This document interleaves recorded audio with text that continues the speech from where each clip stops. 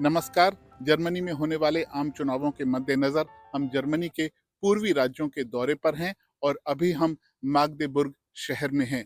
जिस जगह पर हम मौजूद हैं, अभी ये जगह आपको खाली-खाली दिख रही होगी, लेकिन आज से 2 महीने पहले यहाँ उत्सव का माहौल था। क्रिसमस का बाजार सजा हुआ था। ये बात है 20 दिसंबर 2024 की। शाम 7 बजे का समय था। लोग अपने प्रियजनों के साथ, अपने दोस्तों के साथ एन्जॉय कर रहे थे कि तभी एक व्यक्ति एक गाड़ी लेकर आता है और उस गाड़ी को लोगों पर चढ़ाते हुए निकल जाता है। इस हमले में 6 लोग मारे गए थे, जिनमें एक बच्चा भी शामिल था और इस हमले ने उस वक़्त ना सिर्फ माग्देबुर्ग शहर को बल्कि पूरे जर्मनी को हिला दिया था और उस घटना के 2 महीने बाद अब जर्मनी में आम चुनाव होने जा रहे हैं। उसके बाद ये शहर किस तरह से आगे बढ़ा और किस तरह से चल रहा है और क्या चुनावों में ये एक अहम मुद्दा है, इस बारे में सारी बातों को समझने की कोशिश करेंगे। हमारे साथ सतीश रंजन हैं, जो यहाँ पिछले 15 साल से माग्देबुर्ग में रह रहे हैं। इनसे हम जानने की कोशिश करेंगे कि शहर के क्या मुद्दे हैं और चुनावों में क्या माहौल है। कैसा है माग्देबुर्ग चुनावों से पहले?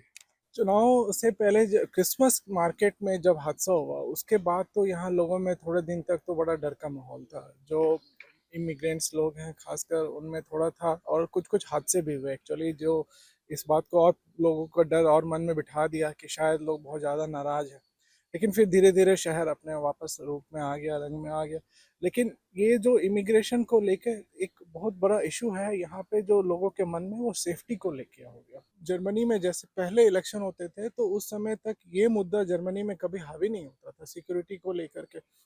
लेकिन इमिग्रेशन मास इमिग्रेशन आप इसको कह ले के बाद से ये प्रॉब्लम जो है लगातार बढ़ा है।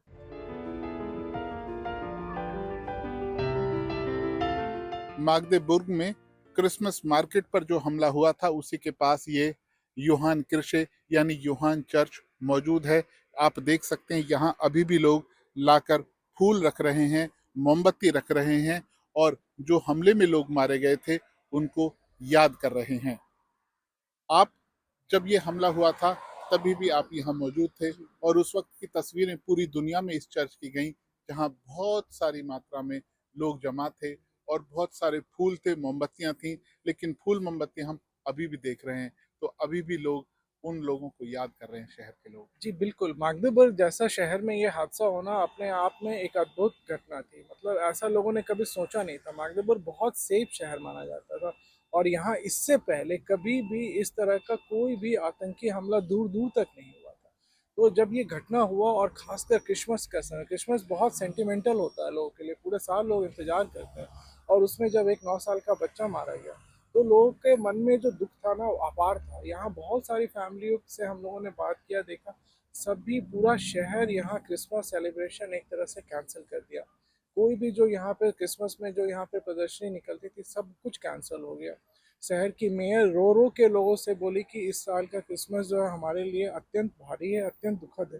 तो उस उन्हीं की याद में ये जो आप देख रहे हैं ये वही याद है और ये हमेशा रहेगा, क्योंकि ये इस शहर के लिए बहुत ही बड़ा दर्द है जो कि यहाँ के लोगों में बहुत लंबे समय तक रहेगा।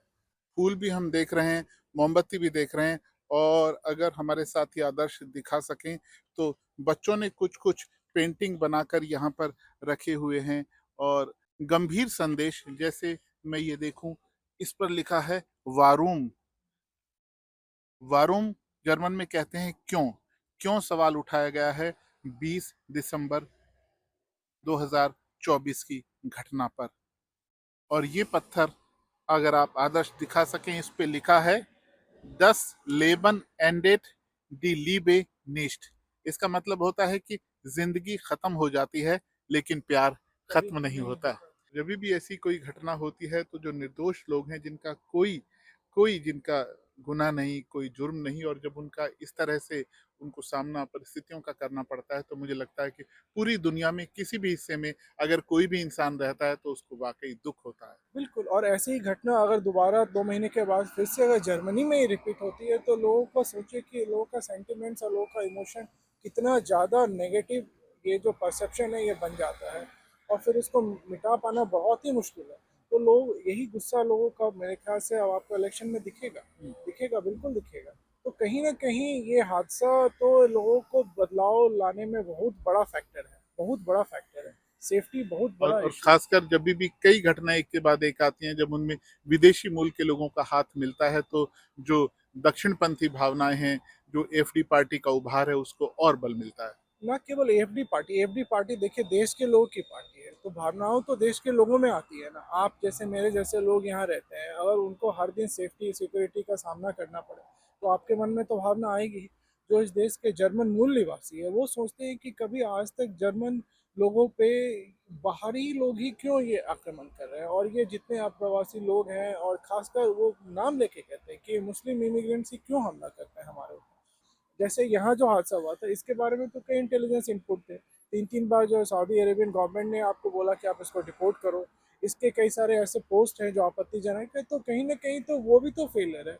तो लोगों को अब ये भी तो, लेकिन कई लोग समझते हैं, कई लोग नहीं समझते हैं। तो इसीलिए आप देखेंगे कि मास जो है फॉरेनर्स पे अटैक नहीं हुआ यहाँ पे। उस हादसा के बाद ऐसा नहीं है कि हर कोई चलता हुआ आदमी जो हर किसी फॉरेनर पे अटैक कर रहा है, नहीं तो ऐसा भी होता। लेकिन ऐसा नहीं है, तो सोसाइटी यहाँ समझती है, बहुत टॉलरेंट भी है। लेकिन हाँ, जब हादसा होता है तो स्पॉन्टेनियस रिएक्शन तो होगा ही होगा, बिल्कुल होगा।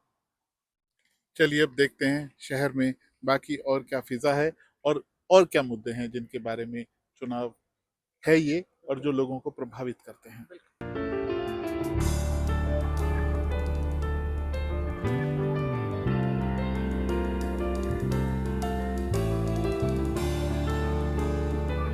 तो अब हम आप पहुंचे हैं इंडिया हाउस में।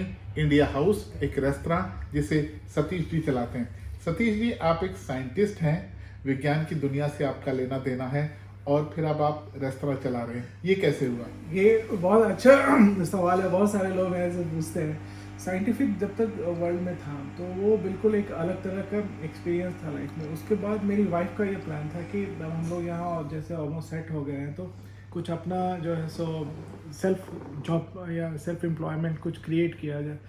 तो ये मेरी वाइफ का बेसिकली प्लान था कि हमको कुछ बिजनेस स्टार्ट करना है। तो उसी में, और फिर जब जैसे मेरा हॉबी था कुकिंग, तो वो दोनों मिल गया। तो वो दोनों मिल के ये रेस्टोरेंट जो है so for the time being हम लोगों ने स्टार्ट किया। लेकिन ये बस 5 साल हो गया। अब मुझे लगता नहीं है कि बहुत ज़्यादा दिन रहेगा, क्योंकि साइंटिफिक वर्ल्ड जो फिर ऐसा है जो। लेकिन ये 5 साल का जो एक्सपीरियंस था, ये बहुत बड़ा एक्सपीरियंस था, बहुत अच्छा एक्सपीरियंस था कि आप फॉरेन में बिजनेस, फॉरेन में इकोनॉमी कैसे देखते हो, कैसे लोगों का रिस्पॉन्स है, ठीक है, इंडिया के प्रति, इंडियन फूड के प्रति और इंडियन कल्चर के प्रति, ये सब चीज़ आप यहाँ रिप्रेजेंट होता है। जी। तो पूरा इंडिया का, खासकर ईस्ट जर्मनी में कैसे लोगों का रिस्पॉन्स। वेस्ट में तो हम सब जानते हैं कि बहुत जो है सो इंटरनेशनल है, लेकिन ईस्ट का जो एक पहचान है कि वो उतना इंटरनेशनल नहीं है। उसके बावजूद हम लोगों ने यहाँ पे 5 साल रह करके सारा दौर देखा। तो बहुत अच्छा था बिजनेस पॉइंट ऑफ व्यू से, इकोनॉमिक पॉइंट ऑफ व्यू से, जो कि मैं साइंटिफिक वर्ल्ड में तो नहीं सीख पाता।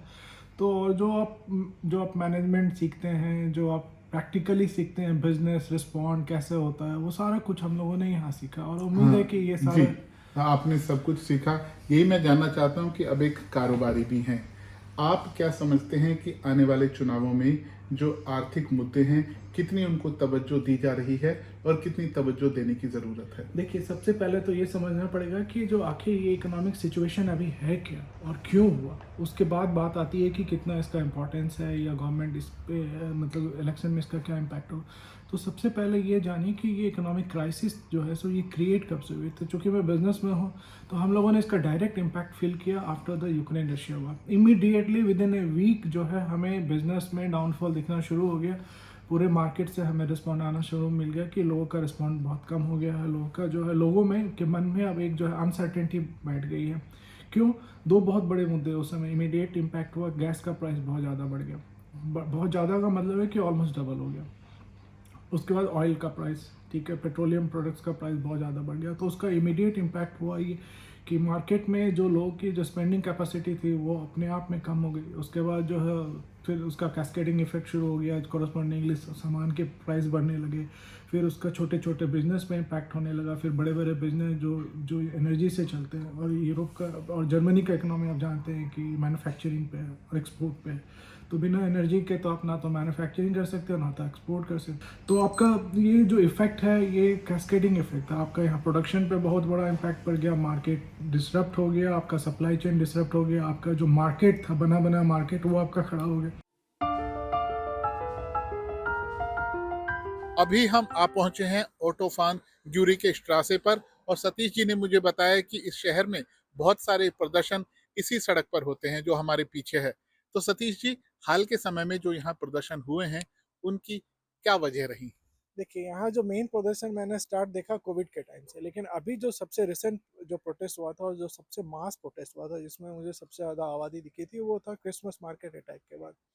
तो लोगों को जो ये टेररिस्ट अटैक था, एक तरह से टेररिस्ट अटैक था, तो लोग यहाँ पे टेररिस्ट अटैक को टेररिज्म डिफाइन करने की जगह लोगों ने सारा जो प्रॉब्लम का जो है सो रिस्पॉन्सिबल ठहरा दिया माइग्रेंट्स को। और उन्होंने एक बैनर री माइग्रेशन को लेकर के उन्होंने यहाँ पे प्रोटेस्ट किया कि all migrant should be deported. तो ये एक बहुत बड़ा वेक जो है सो प्रोपोगंडा है एएफडी का, एक तरीके से कि वो सारा प्रॉब्लम के लिए इमिग्रेंट्स को रिस्पॉन्सिबल मानती है, लेकिन वो इस चीज़ को डिस्टिंग्विश नहीं कर पा रही है कि जो माइग्रेंट्स हमारे स्किल वर्कर जो लेके आते हैं, जो यहाँ इकोनॉमिक ग्रोथ में इतने बड़े कंट्रीब्यूटर हैं, उसको भी क्या वो उसी नज़रिए से देखते हैं जो कि जो मास इमिग्रेशन जो उन्होंने 2015 में किया था। कि एएफडी को भी, अगर आप एएफडी को सपोर्ट भी करते हैं तो एएफडी से आपको क्लियर होना चाहिए कि आप पूरा क्लियर पॉलिसी बताओ कि आप कैसे डील करोगे, आप माइग्रेशन से कैसे डील करोगे, आप इमिग्रेंट्स को आप क्या समझते हो, आप सबको लाइबिलिटी समझते हो या इमिग्रेंट्स एसेट भी आपके लिए हैं? अगर आप एसेट समझते हो तो उनके साथ आप कैसे डील करोगे, उसको आप कैसे डिस्टिंग्विश करोगे? ये आप कह दोगे कि blanket complete ban to Deutschland, अब डॉइचलैंड में कोई भी एयरक्राफ्ट नहीं आएगी किसी देश से, आप ये चाहते हो? अल्टीमेटली सफ़र डॉइचलैंड करेगा। इमिग्रेंट्स जो स्किल्ड लोग हैं वो, उनको भले 6 महीना लगे, साल भर लगे, वो दूसरी जगह अपने स्किल की बदौलत चले जाएंगे, लेकिन नुकसान किसका होगा? आपका। आप कोलैप्स करके जाओगे, जर्मनी का नुकसान होगा। जर्मनी का नुकसान होगा। तो बहुत बहुत शुक्रिया सतीश जी, आपने तमाम समय निकाला, हमसे बात की और जो जर्मन चुनाव में अहम मुद्दे हैं उन्हें समझने में हमारी मदद की और उम्मीद करते हैं कि हमारे देखने वालों को भी काफ़ी कुछ चीज़ें समझ में आई होंगी। बहुत बहुत शुक्रिया आपका। शुक्रिया, धन्यवाद, नमस्ते। तो अभी के लिए हमारी तरफ से भी नमस्ते, होगी आपसे जल्द मुलाकात।